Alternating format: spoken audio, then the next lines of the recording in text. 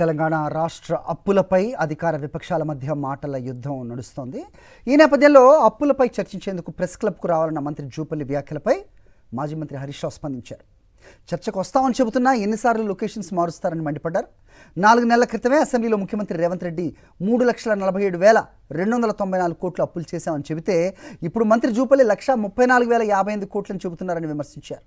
అప్పుల విషయంలో ఎవరి వాదన కరెక్ట్ అంటూ ప్రభుత్వాన్ని ప్రశ్నించారు హరీష్ రావు.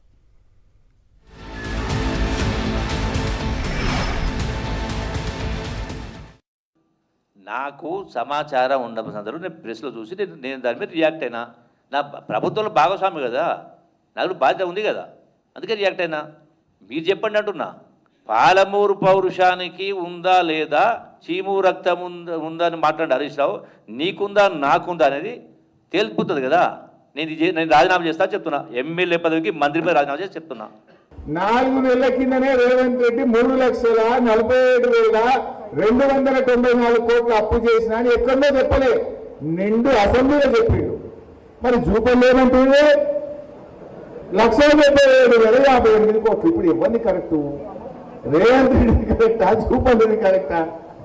అంటే ఇప్పుడు ఎవరు రాజీనామా చేయాలి? ఎవరు చేయాలి రాజీనామా?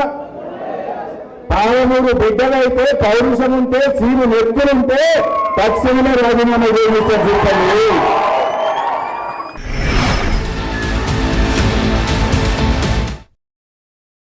మరిన్ని అప్డేట్స్ కోసం ఛానల్ ను సబ్స్క్రైబ్ చేయండి. నోటిఫికేషన్స్ కోసం బెల్ ఐకాన్ పై క్లిక్ చేయండి.